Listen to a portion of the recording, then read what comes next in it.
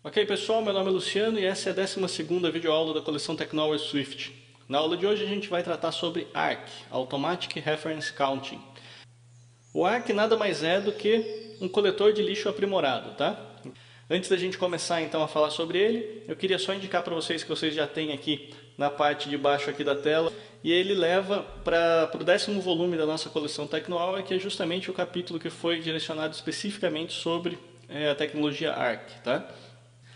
Ok, então agora a gente pode entender o que é o ARC, tá? Antes de eu começar a fazer desenho no quadro branco ali, ou antes da gente começar a ver código, o importante é justamente vocês saberem para que ele serve. Como eu falei no começo, ele é meio que um coletor de lixo aprimorado, tá? E o que a gente chama de lixo dentro do nosso programa? É justamente a memória, né? Ou seja, as variáveis e estruturas de dados que a gente chegou a montar durante a execução do programa, mas que em algum momento elas deixaram de ser usadas. Então aquilo ali ela se torna lixo. Qual é o objetivo então do ARC? O objetivo é justamente permitir que você não precise gerenciar a memória manualmente. Tá? O que significa isso? Isso significa o seguinte, que vocês podem ver que tudo que a gente fez até agora, a gente sempre se preocupou em criar objetos. Né? Então a gente criava lá, definia uma classe e criava um objeto daquela classe. A gente criava uma variável e colocava alguma coisa ali dentro. Mas a gente nunca precisou se preocupar em apagar aquela memória que a gente alocou. Né? E vocês entendem, né, desde o começo lá, que eu já falei para vocês, desde a parte de arquitetura, que a memória é um recurso limitado. Tá? Então, o que significa isso? Significa que em alguns equipamentos aí você tem 500 MB de memória, alguns você tem 1 GB de memória, e todos os programas compartilham aquele recurso. O seu programa, o seu aplicativo propriamente dito, ele não vai ter um limite de memória específico, tá? Ele não vai dizer, ah não, você pode calcular e usar 100 MB de memória, 200 MB de memória. Isso daí não tem meio que um limite hard-coded, entre aspas, né? Não tem alguma coisa que o sistema operacional vai olhar e vai reclamar se você usar. Mas o fato de terem vários aplicativos utilizando a memória, isso pode fazer com que a memória do sistema fique baixa. O que significa o quê?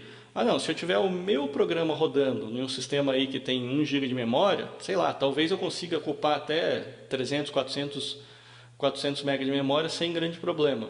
Mas a partir do momento que eu tenho, sei lá, um joguinho rodando no background que pega 100 MB, mais um Pages, por exemplo, de editor de texto que ocupa mais uns 100 MB, e assim vai, talvez acabe sobrando no meu programinha ali coisa de 10, 15 MB só para rodar. Então isso daí é uma preocupação que a gente sempre tem que ter. E justamente para facilitar esse gerenciamento, né, de eu poder usar, apagar, é que a Apple introduziu então o ARC. Se a gente olhar para as primeiras gerações de iPhone, né, agora eu não vou lembrar certinho qual foi a versão em que apareceu o ARC. Se eu não me engano foi na versão 6, mas eu não tenho certeza disso. Isso daí vocês esperam que eu vou ter mais detalhes sobre isso daí na próxima coleção que a gente vai fazer, que eu já estou começando a coletar material sobre criando aplicativos para iOS. Mas assim, nas versões mais antigas você não tinha ARC ainda e você estava usando Objective-C. Como que isso daí funcionava? Aí eu precisava efetivamente chegar e falar, bom, aloca a posição de memória e depois release posição de memória. Bom, para a gente poder, antes de eu chegar nas situações problema e tudo mais que a gente vai precisar para essa aula, vamos entender um pouquinho como é que o ARC funciona, tá? Então eu vou passar vocês ali para o quadro e a gente vai desenhar um pouquinho. O objetivo do ARC, ele é justamente facilitar a sua vida, tá? Por que eu estou dizendo isso? Justamente porque antigamente, quando a gente estava preocupado lá com Objective-C, por exemplo, quando a gente não tinha o ARC disponível ainda, a gente tinha lá a nossa memória, né? Vamos dizer que a gente fosse criar um objeto, né? Por exemplo, sei lá, um objeto casa. Então a gente tinha que pegar o casa C igual. Aqui a gente tinha uma sequencinha de comandos meio estranha para quem está acostumado com Swift, né? Porque se a gente estivesse falando de Swift, vocês já viram que primeiro eu usei aqui um ponteiro, né? Eu usei um asterisco aqui. Não se preocupem com isso, a gente não vai ver Objective-C. Esse exemplo aqui ele está em Objective-C, mais para vocês verem qual era a complicação que a gente tinha na época. Então aqui a gente precisaria fazer alguma coisa assim. Casa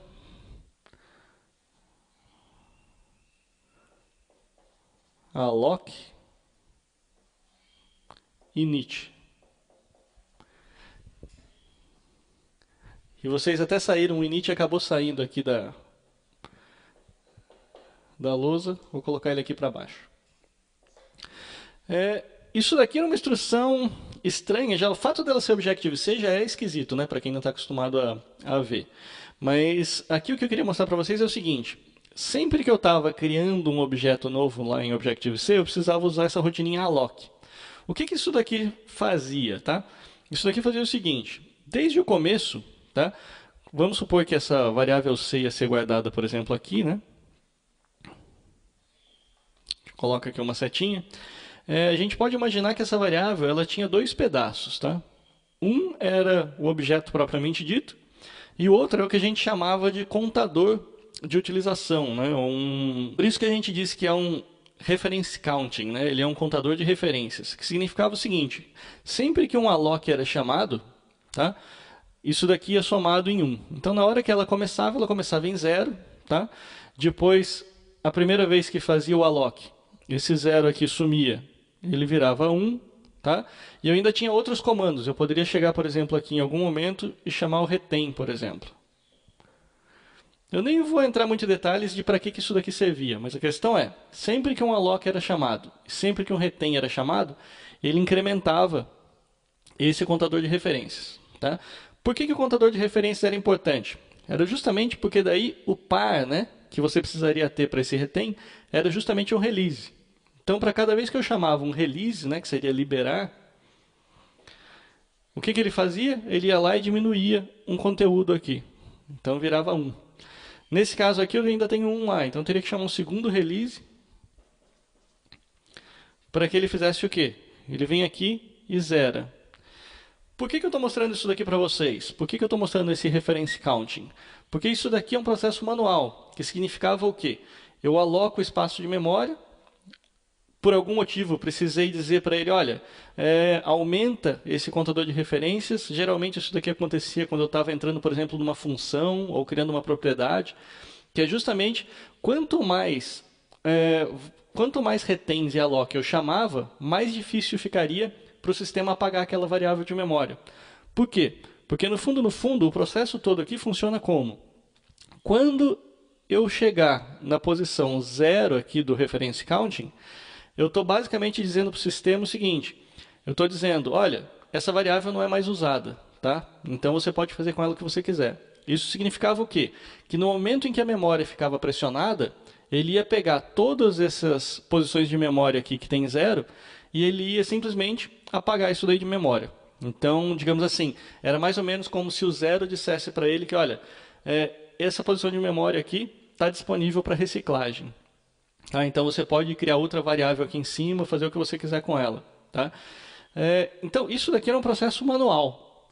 E boa parte das rejeições que a Apple fazia quando ela estava recebendo aplicativos para a App Store estava justamente relacionado a esse ciclo aqui de criação e remoção de memória. Por quê? Justamente porque na maior parte das vezes, né, isso daqui, quando a gente está olhando assim, está fácil de entender. Porque a gente viu o alloc, viu um retain, depois deu 2 releases. Ok, zeramos a memória, ele já pode ser apagado. Mas na maioria das vezes vai ter um monte de comando aqui, um monte de comando aqui. Esse release pode estar fora da função. Às vezes isso daqui foi criado numa função e o release está em outro lugar. Então tudo isso daqui acabava causando um problemão. Justamente por quê? Porque as pessoas não conseguiam meio que manter o track, né? Manter a informação de o que foi criado e como eles apagaram. E aí o que vai acontecer? Aqui você tem dois problemas, tá? Primeiro, se você começar a alocar coisa demais e esquecer, por exemplo, o último release, isso daqui vai gerar o que a gente chama de memory leak, tá? Que seria o quê? Vazamento de memória. Tem até recursos próprios da Apple já, no próprio Xcode, depois a gente também vai ver isso na próxima coleção, que facilitam para você visualizar esse memory leak, né? Você deixa seu aplicativo rodando lá e aí o que vai acontecer? À medida, por exemplo, que ele começasse a criar um monte de objetos casa e esses objetos não fossem sendo apagados, você ia conseguir ver a memória do seu sistema crescendo, crescendo, crescendo, crescendo e nunca ia voltar ao estado normal, né? Que seria uma memória mais baixa. Mas aí o que acontece? Isso daí já era o primeiro problema, memory leak. E a partir do momento que você não tem mais controle em como que você apaga essa memória, ia chegar uma hora que a memória do sistema ia explodir. Por quê? Porque você ia ocupar toda a memória do sistema. E o que acontece nesse caso? Sua aplicação crasha. Tá? Então, basicamente ela vai fechar sem dar notícia nenhuma para o usuário. Por isso é que eu digo para vocês que esse era um dos maiores problemas que a Apple tinha com relação à rejeição de aplicativo. Por quê? Uma das coisas que não pode acontecer é a sua aplicação fechar de forma inesperada. Então, esse era um caso, né? Memory leak, ou seja, você ter um contador sempre aqui diferente de zero. Outro caso também comum, que também causava bastante problema, era justamente você, às vezes, tentar fazer um release e depois tentar usar aquela aplicação para chamar alguma função, alguma coisa assim. Abre porta. Só abre. Então, o que vai acontecer? Nesse caso aqui é o contrário, né? Então, aqui o que aconteceu? Aqui tinha a posição 1, né? Ou seja, aloquei, então eu tenho lá um reference counting de 1. Aqui eu fiz um retain de 2. Aqui eu fiz um release e voltou para 1. Então, aqui ainda estava funcionando. Mas aí eu poderia fazer um C release novamente, que ia levar isso daqui para 0. E aqui embaixo eu poderia tentar fazer um abrir porta, por exemplo. Tá? Então o que ia acontecer? Por algum motivo, eu acabei errando e acabei fazendo um release a mais. Tá? E aí o que aconteceu? Ficou um reference counting lá 0, o sistema foi até lá, apagou esse objeto, e mesmo assim depois eu tentei fazer um acesso a alguma variável ou alguma função dali de dentro. Isso daqui também ia gerar um crash na minha aplicação. Por quê? Porque eu estaria tentando acessar uma posição de memória inválida. Tá? Então, como eu falei para vocês, esse processo aqui, chegou uma época que a Apple até chegou a dizer isso daí claramente no WWDC, né? Se não me engano foi bem na época do lançamento do Arc. O Arc ele foi primeiro lançado para o OS X, né? Que seria a versão de desktop, e depois é que ele veio a ser lançado para o iOS. E foi até no WWDC que eu estava lá. E aí eles disseram justamente isso, que 90% das aplicações que eles rejeitavam estava justamente na falha de gerenciamento de memória. Então por isso que eles estavam trazendo o Arc também para o iOS, que era justamente para facilitar esse trabalho. Então, para a gente entender agora o Arc, a gente apaga essa tecnologia velha que a gente tem. Bom, agora a gente entra propriamente na tecnologia nova, né, que é o Arc.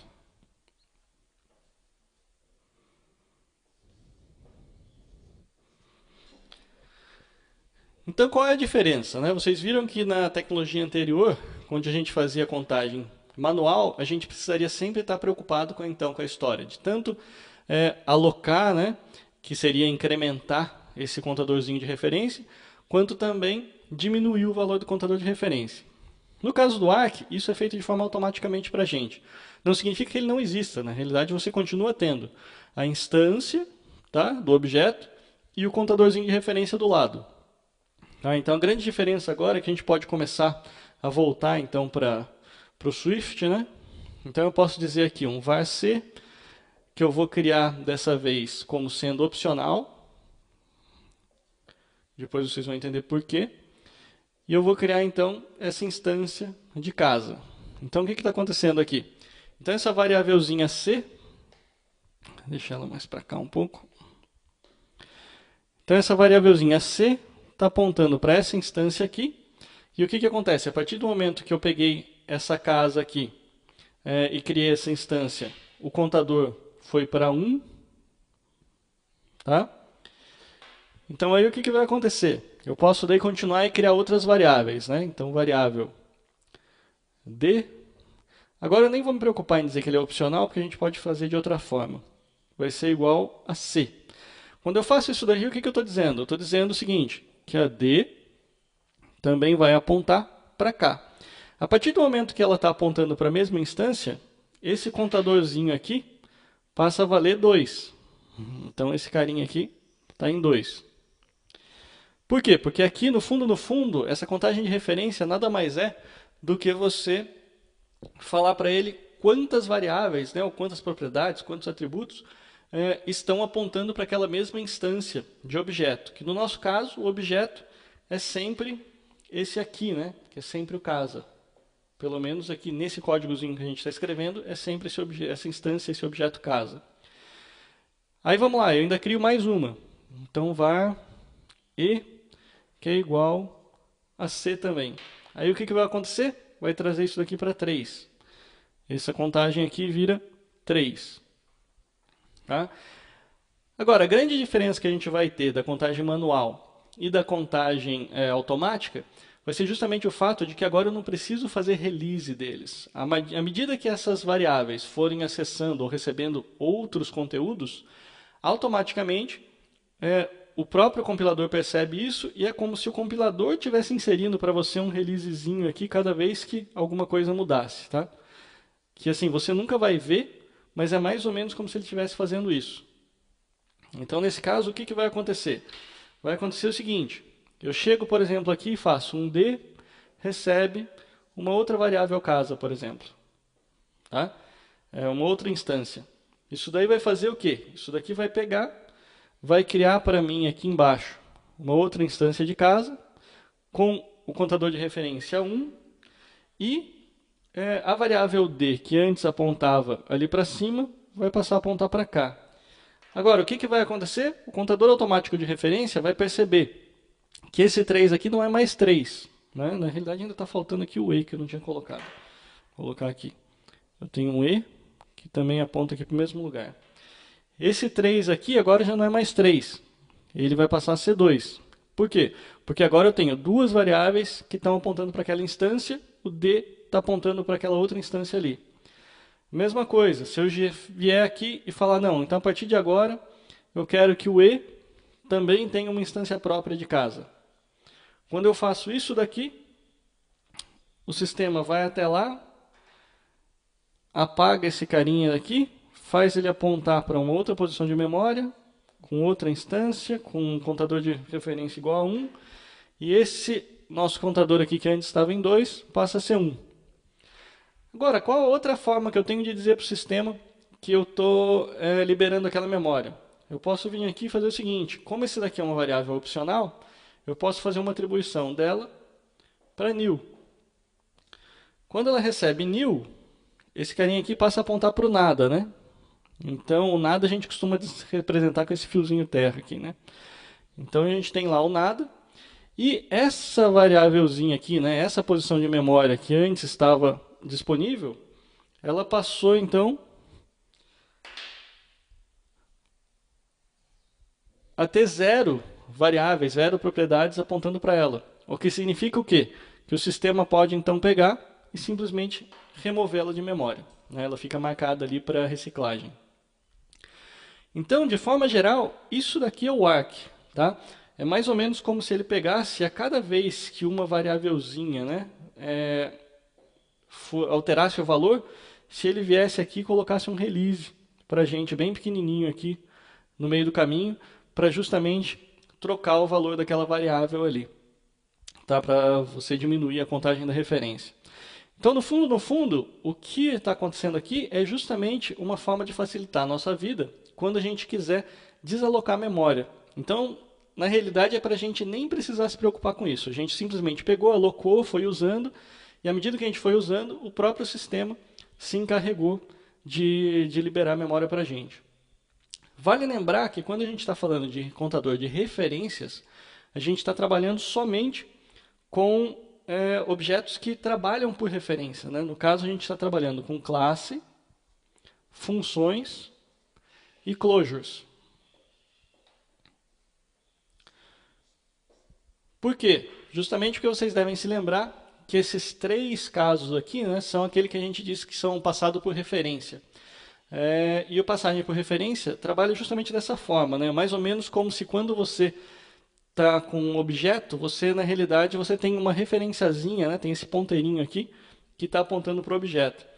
Para quem não se lembra de como é que funciona a passagem por referência ou a passagem por valor, eu sugiro que vocês tenham uma olhada em uns 2 ou 3 vídeos mais para trás, que eu fiz uma explicação bem detalhada sobre isso, por isso que eu não vou entrar nesse nível de detalhe aqui agora. Tá? Mas ele vale então para funções, classes e closures, que são tipos que a gente tem na linguagem que são acessados por referência. Tá? Agora, isso daqui que eu mostrei para vocês, ele vai ser válido em praticamente 90% dos casos, né? 90, 99% dos casos. O interessante para a gente agora é ver justamente os poucos casos que a gente tem onde isso daqui não é aplicado. Tá? digamos assim, são alguns probleminhas que podem aparecer e que a gente precisa estar ciente para a gente resolver isso quando a gente estiver codificando. Ok, então para a gente ver isso daqui acontecendo, né, e a gente mostrar para vocês como que as coisas vão funcionar, eu vou fazer o seguinte, para a gente não precisar ficar perdendo tempo digitando, eu vou copiar os trechos de códigos lá do livro e aí a gente vai entendendo o que eles estão fazendo. Bom, então o que a gente tem aqui nesse código? A gente tem o seguinte, né? A gente tem duas classes muito parecidas. Então a gente tem a classe pessoa e tem a classe apartamento. Basicamente o que elas têm é um nome, tá? Tem um identificador, no caso de pessoa é nome, no caso de apartamento é o número. O construtor que recebe esse identificador e atribui a respectiva variável. E você tem daí justamente as propriedades que causam aquele ciclo, né? Aquele problema que a gente vai tentar resolver agora. Que é justamente o quê?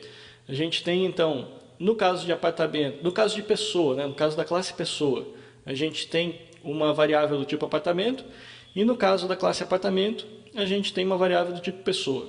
Tá? No caso, as duas aqui são opcionais, justamente porque o que eu estou querendo representar aqui? Eu represento que nem sempre uma pessoa tem um apartamento e nem sempre um apartamento tem uma pessoa morando. Tá? Então, nesse caso aqui, os dois podem receber new justamente por causa disso.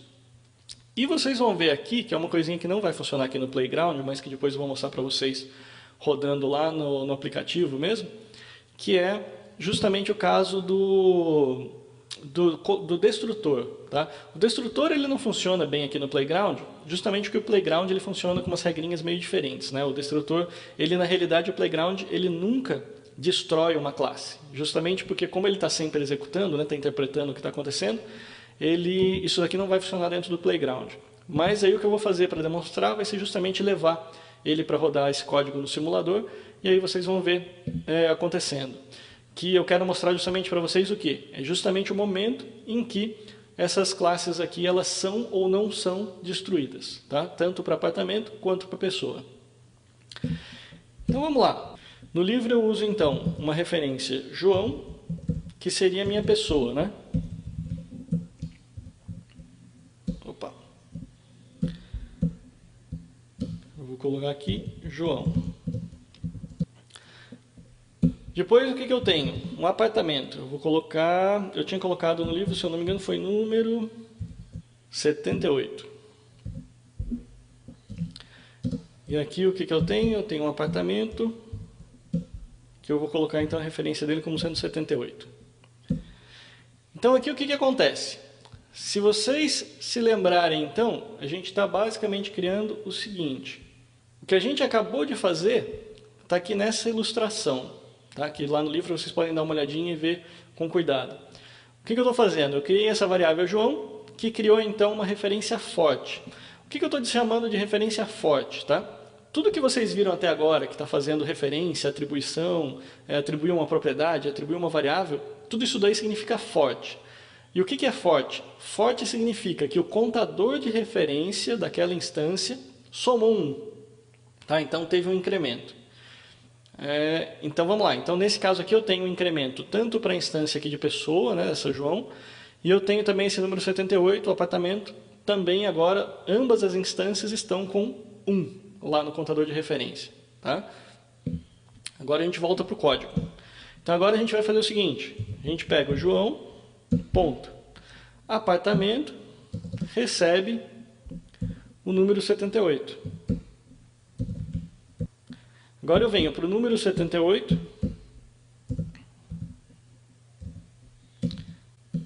ponto, inquilino, recebe João. O que eu acabei de fazer aqui? Eu acabei de criar uma segunda referência forte, tá? Porque eu fiz aquela atribuição, para a instância pessoa. Por quê? Porque a hora que eu fiz inquilino receber João, eu estou fazendo com que inquilino aponte para essa instância aqui em laranja.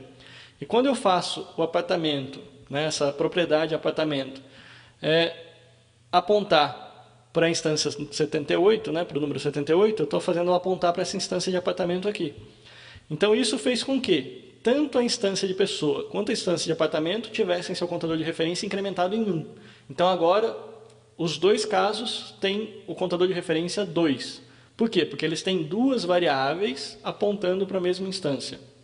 Agora eu vou dar uma mexidinha aqui, só para vocês verem onde que o nosso problema começa. Aqui eu vou declarar que a pessoa é opcional, que o número 78 é um apartamento opcional também. Ele vai me gerar um errozinho aqui, justamente porque eu tenho que usar encadeamento opcional. E beleza. Então agora ele está dizendo, bom, ele faz exatamente as mesmas atribuições, só que agora com um encadeamento opcional. Agora eu vou fazer o seguinte, aqui é justamente o momento em que o playground não funciona mais para a gente. Por quê? Porque ele deveria estar indicando para a gente, né? Porque eu vou fazer o seguinte, eu vou chamar João recebe new. Quando eu fiz isso, né, o esperado do que a gente gostaria que acontecesse era justamente que essa instância aqui que foi criada para João, ela fosse apagada. Tá? Então, assim, o esperado, né, do que a gente, embora seja um erro, tá? Porque vocês vão ver que realmente não vai acontecer do jeito que está, seria que o destrutor fosse chamado e ele imprimisse isso daqui, né, dizendo que, olha, João está sendo apagado. Não está acontecendo aqui. Aí a gente vem lá, faz a mesma coisa para o número 78. Tá? Bom, o que eu estou fazendo aqui, então, nesse momento que eu estou atribuindo João recebe new, número 78 recebe new? A ideia seria que eu estaria apagando as instâncias. Mas vamos dar uma olhadinha aqui na ilustração e ver o que exatamente está acontecendo. Então, o que eu fiz aqui foi o seguinte. Vocês viram, eu apaguei essa referência forte aqui de João para a instância e apaguei essa referência forte de número 78 para a instância. No entanto, tanto a instância de pessoa quanto a instância de apartamento, elas tinham duas instâncias ativas. Agora, elas continuam tendo uma instância nativa, tá? Que seria justamente uma apontando para a outra. E o que eu acabei de fazer aqui foi criar um memory leak, tá? Um vazamento de memória. Por quê? Porque eu não tenho mais nenhuma forma de acessar essas instâncias a partir do meu programa. As variáveis que eu tinha já receberam nil, elas não conseguem mais acessar esses carinhas aqui. E, ao mesmo tempo, esses carinhas aqui existem, ambos ainda têm o contador 1 de referência de memória, então o ARC nunca vai poder atuar, nunca vai poder remover essas instâncias de memória. Tá? Então, você acabou de desperdiçar sua memória, não tem mais o que você possa fazer aqui nesse caso. Tá? Então, por isso que é importante vocês saberem que isso daqui pode acontecer e, principalmente, saber como que vocês resolvem isso. Tá? Isso daqui é um memory leak, é um problema sério. Por quê? Porque se isso daqui estiver dentro de um loop, por exemplo, onde é um ciclo que está criando ali várias vezes essa pessoa, várias vezes esse apartamento, uma hora você vai encher a memória do sistema inteirinho e o sistema operacional vai vir e vai matar a sua aplicação. Tá? Vai causar um fechamento inesperado e com isso é bem provável que a sua aplicação não seja aceita na App Store. Tá? Eles fazem esse tipo de teste lá. Então agora a gente vai tentar resolver esse problema. Tá? Para resolver esse problema eu vou fazer o seguinte, agora eu vou sair do Playground, eu vou copiar essas classes aqui e vou levar ela para dentro da aplicação propriamente dita. Tá? Vai ser a primeira vez que eu faço isso nesse curso. Né? Isso daqui a gente vai ver com muito mais detalhes depois no próximo curso. Mas por que eu vou fazer isso? Justamente porque aqui, embora ele esteja funcionando como esperado até agora, existe não vou dizer nenhum problema, né? Porque na realidade é uma característica do projeto. O Playground, ele nunca mata objetos. Tá? Então, esses deinits aqui, mesmo que estivesse funcionando, ele nunca ia aparecer para você. Justamente porque o Playground ele é um interpretador e ele está sempre, na realidade, trabalhando com todos os objetos. Então ele tem referências internas a esses objetos, nunca eles vão ser destruídos. Tem alguns hackzinhos que você pode fazer para você conseguir matar esse objeto.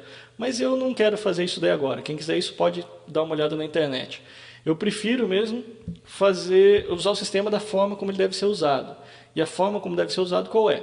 É justamente o seguinte, o destrutor ele vai funcionar dentro da sua aplicação. Então o que a gente vai fazer aqui agora vai ser o seguinte, eu vou sair um pouco desse ambiente controlado do Playground, vou entrar na aplicação e vou rodar no simulador. Aí vocês vão ver isso daqui acontecendo.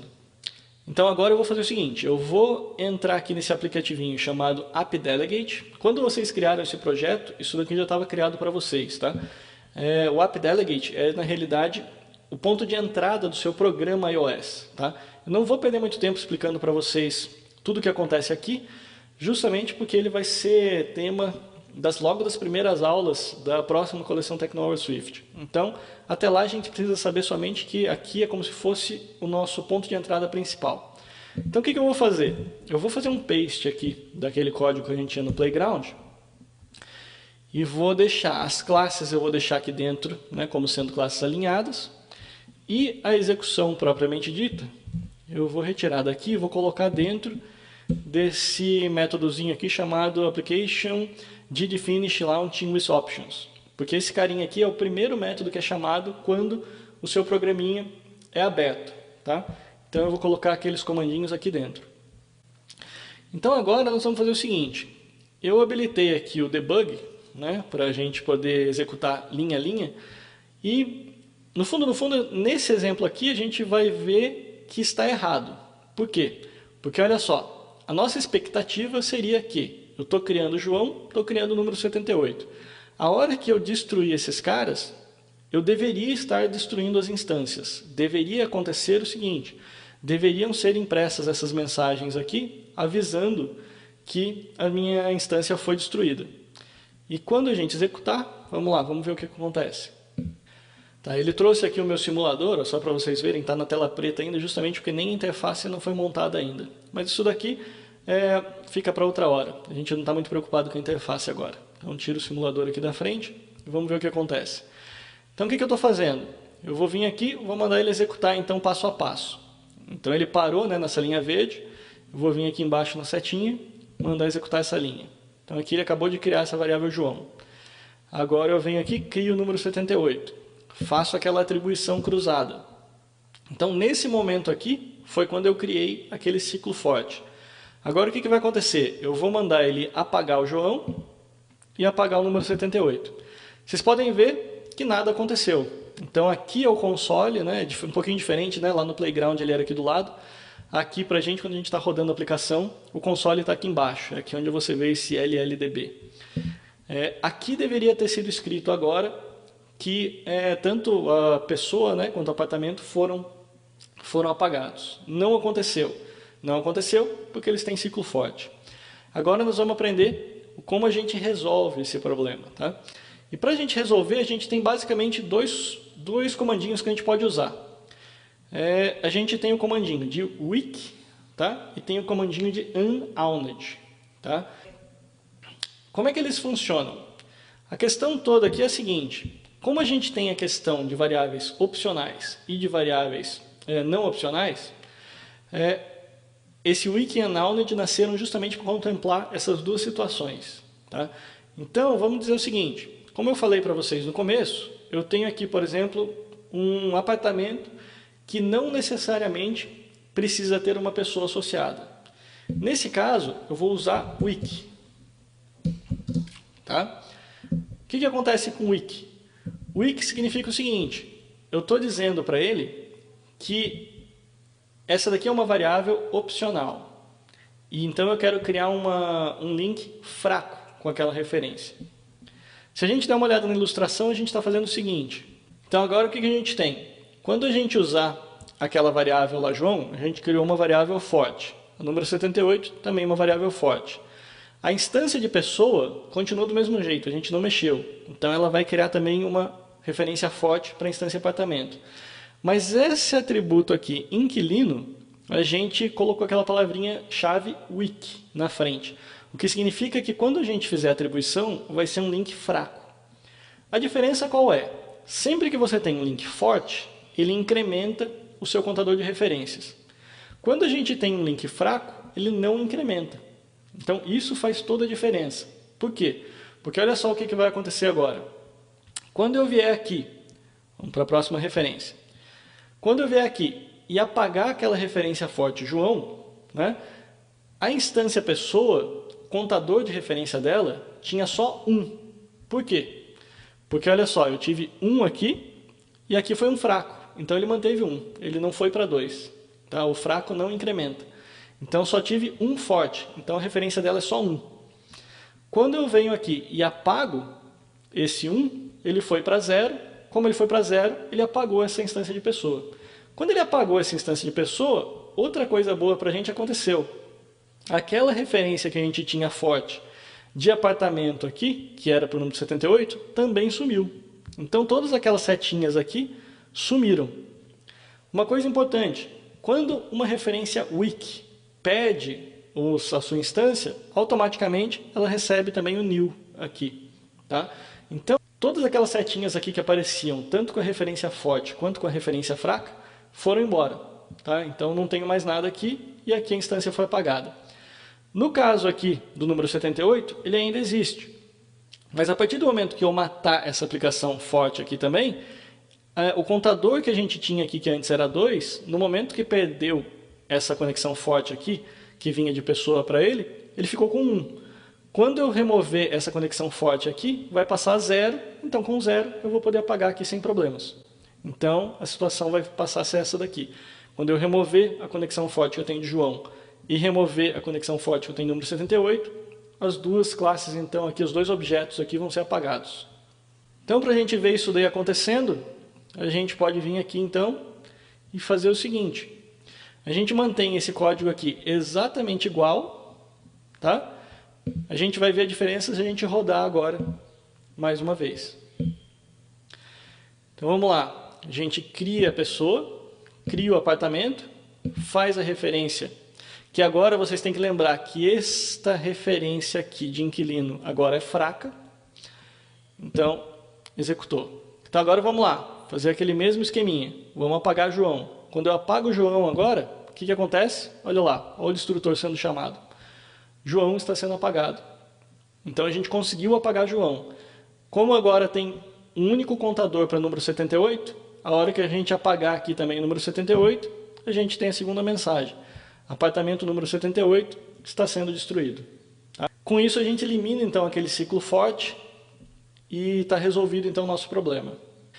Em que situação eu usaria o unowned? Tá? A gente tem até um outro exemplo no livro, que vocês podem dar uma olhadinha lá depois. Eu não vou fazer esse mesmo exemplo aqui agora, senão vai acabar ficando muito longo essa aula.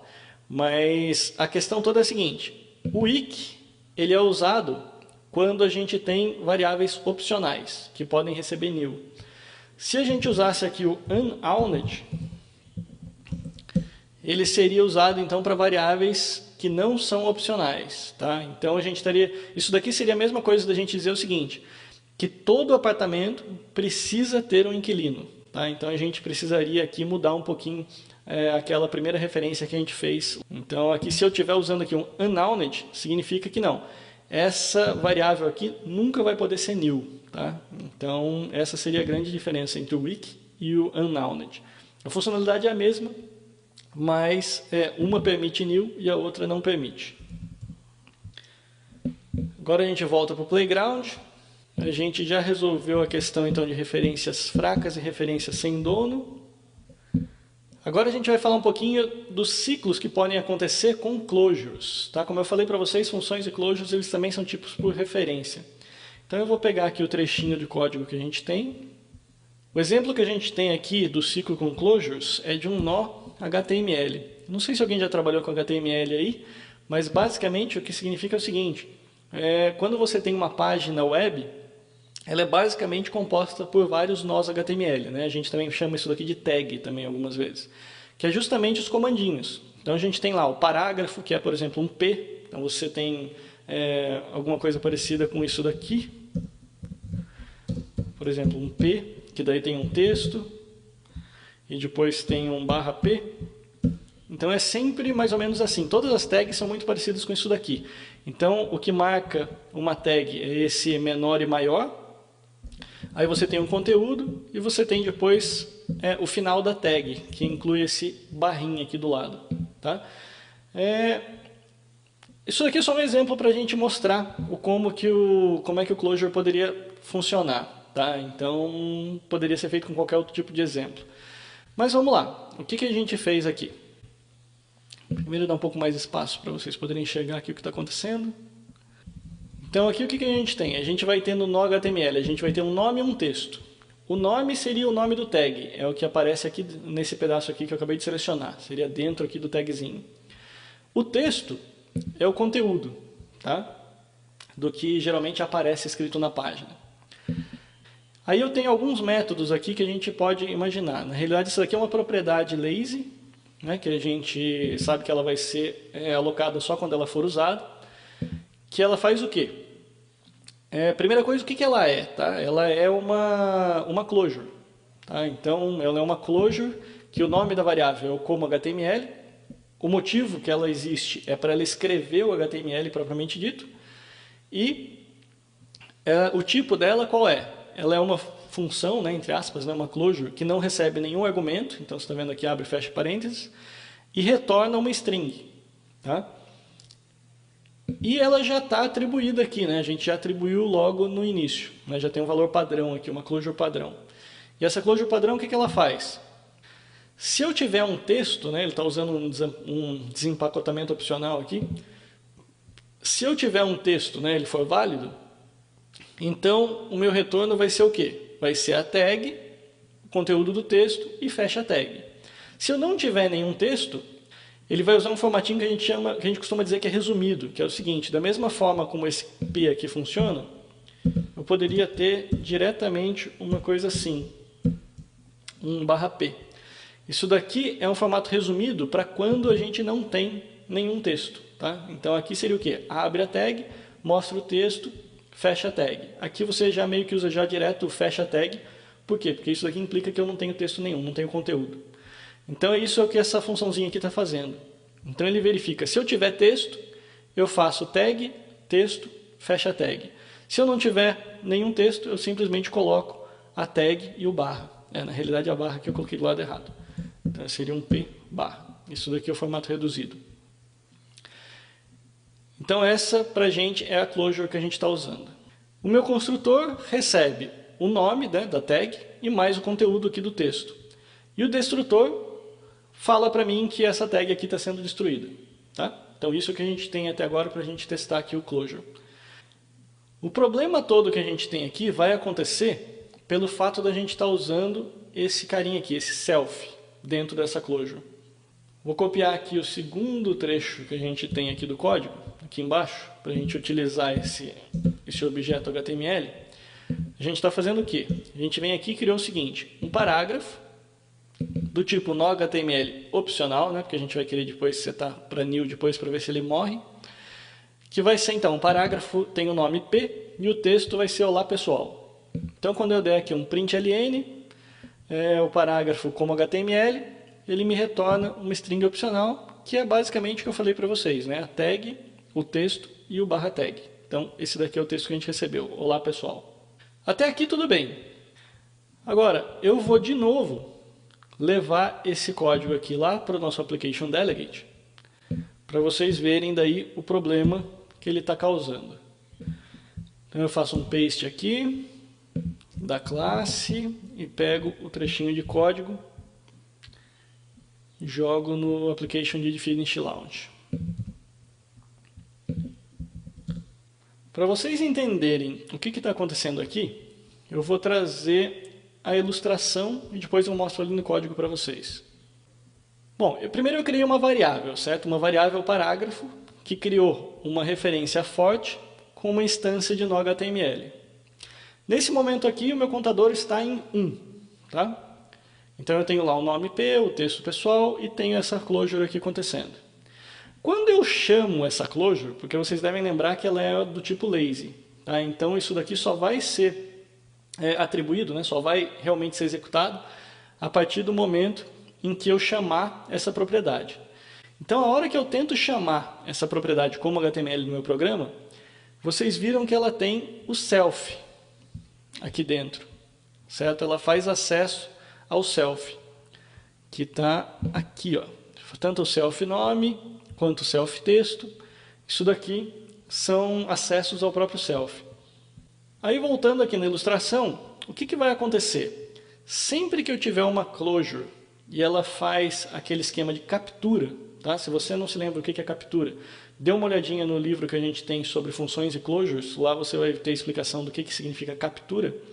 Mas basicamente a captura significa que ela cria uma conexão forte, tá? com todas as variáveis que são acessadas dentro dessa closure. No nosso caso, o nosso problema nasceu a hora que a gente fez o acesso ao self. Tá? Por quê? Porque aí o self nada mais é do que uma referência a essa própria instância no HTML. Então o que aconteceu aqui? Eu tenho um variável parágrafo que criou uma conexão forte com a instância no HTML. Quando eu chamei o como HTML, ele criou uma instância forte com a closure. E a closure criou uma instância forte com a instância de novo. Então aqui ó, apareceu exatamente o mesmo problema de ciclo que a gente tinha quando a gente trabalhava com aquele ciclo forte de propriedades lá em cima. Tá? Então o que vai acontecer? O que vai acontecer é que agora o mesmo problema vai aparecer para a gente. A hora que eu pegar e matar essa conexão forte aqui, essa conexão forte aqui vai ser suficiente para manter isso daqui ativo em memória, que automaticamente também vai manter a closure viva em memória. Então, mais uma vez, a gente vai ter um ciclo de conexões fortes, mais uma vez a gente vai ter um problema de memory leak. Tá? Então, no caso aqui do nosso programinha, a gente esperaria que se a gente chegasse aqui no final e fizesse aqui parágrafo recebe new, nós esperaríamos que ele fosse apagado, certo? Que o HTML fosse apagado e que a mensagem aparecesse aqui. Vamos executar para ver o que acontece. Então vamos lá. Então a primeira parte a gente executa o parágrafo, alocou a memória, fez o println, ele apareceu lá, olá pessoal, e aqui, teoricamente, ele deveria morrer. Mas, vocês podem ver, nada foi impresso. Então, aquele nó HTML aqui que foi criado, continua em memória e continua na forma de memory leak. Por quê? Porque agora, nem que eu queira, eu não consigo mais apagar esse carinha de memória, porque eu não tenho mais referência a ele dentro do meu programa. No caso de closures, tem uma solução um pouquinho mais elegante para a gente fazer com essa questão de ciclos fortes. No caso de closures, a gente pode trabalhar com uma própria estrutura da linguagem, onde a gente vai ter uma listinha aqui de propriedades, né? Porque se a gente der uma olhada aqui na closure, o que acontece? No nosso caso aqui, a gente está usando self. Tudo bem. Mas a gente poderia estar fazendo acesso a outras variáveis de outras classes, de outras propriedades que também poderiam causar problema. Então, por isso, o que a linguagem fez para a gente? Ela falou o seguinte, olha, então, no caso de vocês podem pegar e criar uma listinha de atributos, e para essa listinha de atributos, vocês pegam e dizem o que é wiki, o que é unknown, o que você quer usar. Então, agora a gente modifica aqui um pouquinho esse como HTML, para a gente poder colocar essa lista de parâmetros. No nosso caso aqui, o maior problema que a gente tem está relacionado ao self. Tá? Então, e como o self nunca vai poder ser nulo, então o que a gente faz? A gente define que ele é um unbounded self. Como a gente não tem parâmetros, eu posso colocar aqui in. Eu espero que isso daqui não seja um bicho de 7 cabeças para vocês, tá? Se você não está entendendo do que eu estou falando aqui, volte uns 3, 4 vídeos atrás, ou dê uma olhadinha no livro que fala sobre funções e closures, que vocês vão ver exatamente isso daqui que eu estou dizendo. Tá? Eu não pretendo voltar, mas basicamente o que eu estou dizendo aqui é a declaração de closure. Tá? Se eu fosse declarar uma closure aqui com um tipo de função, um tipo de retorno, ela poderia ser alguma coisa assim, tá? Ou seja, eu não recebo nenhuma variável aqui como parâmetro, retorno uma string. Como ele já sabe disso, né, e eu não preciso dizer novamente, então eu estou eliminando isso daqui e deixando somente o in. Tá? Tudo isso daqui está bem explicadinho na parte de funções e closures. Se você se sentiu perdido agora, volte até lá, dê uma olhada naquele livro ou no vídeo referente e você vai poder daí entender o que a gente está fazendo. Mas o que eu estou dizendo é o seguinte, no caso aqui de closures, então o que é novo é que eu estou declarando então uma lista de atributos, né, e dizendo qual é o tipo de referência que ele vai ter. Se seria wiki, se seria unbounded ou seria strong. Strong na realidade não precisaria fazer nada, né, ele já é strong por default. Nesse caso aqui então eu vou resolver o problema declarando unbounded self. Por quê? Porque eu estou dizendo o seguinte, olha, o self que eu vou usar aqui não vai ser mais strong, ele é unbounded. Por que ele não é wiki? porque o self nunca vai receber new. Então, por isso, eu tenho que definir ele como unbounded. E agora, simplesmente fazendo isso, o nosso problema de ciclo forte já está resolvido. Posso trazer para vocês de novo aqui a ilustração desse caso. A ilustração aqui seria o quê? Eu passo a ter uma conexão forte de parágrafo para a instância de no-HTML, uma conexão forte para a closure, mas agora do closure para a instância vira sem dono. Tá? O fato dela ser sem dono implica em quê? Implica que o contador não é incrementado. Então, quando eu for executar agora isso daqui, o que vai acontecer? A hora que eu jogar new aqui no parágrafo, o contador de instância vai ser somente 1. Tá? Então, o forte aqui está 1. Quando eu tive o sem dono aqui, continuou 1. Então, a hora que eu matar essa conexão forte aqui, vai virar 0. A hora que virar 0, isso daqui é eliminado. Quando isso daqui é eliminado, essa conexão forte aqui também deixa de existir. Então, a minha referência da closure, que era 1, né, com essa conexão forte, a hora que isso daqui parar de existir, vira 0. E ela também é apagada. Tá? Então, aqui eu resolvo novamente o problema de ciclos fortes, só que dessa vez com closures. Então, para a gente executar isso daqui e ver ele acontecendo, a gente vai novamente um play. Então vamos lá. Primeiro a gente cria o parágrafo de no-HTML, fez ali a impressão, né, executou-o como HTML, e agora a gente vai encerrar. Agora sim, como a gente pegou e atribuiu então o parágrafo new, como não tem mais o ciclo de referência forte, ele tem aqui a mensagem dizendo que P, né, que é o nosso tag, está sendo destruído. Então o destrutor apareceu, significa que foi eliminado de memória. Okay? Então com isso, a gente fecha a questão do arc. Vou voltar aqui no playground. Exatamente, a lista de captura, o que eu falei para vocês. Deem uma olhadinha na parte de closures, funções e closures, que vocês vão entender exatamente o que é a lista de captura. Mas isso daqui encerra então a aula de hoje. Com isso a gente viu Então o que a gente viu na aula de hoje? A gente viu o que é o arc, tá? Que é um processo para limpeza de memória. A gente viu exemplos aqui de como é que ele funciona. E principalmente a gente viu exemplos de quando ele não funciona. E principalmente então nesse caso, onde ele não funciona, a gente tem o weak e o unbounded para a gente usar, para a gente garantir que ele vai conseguir fazer o trabalho dele e liberar a memória quando a gente não precisar mais dela. Tá? Mais detalhes disso então vocês conseguem no volume 10 da coleção Techno Swift, onde a gente descreve direitinho como é que o arc funciona. Ok? Então é isso por essa semana, pessoal. Falo com vocês então no próximo vídeo da coleção Techno Swift. Um abraço, até mais, tchau, tchau.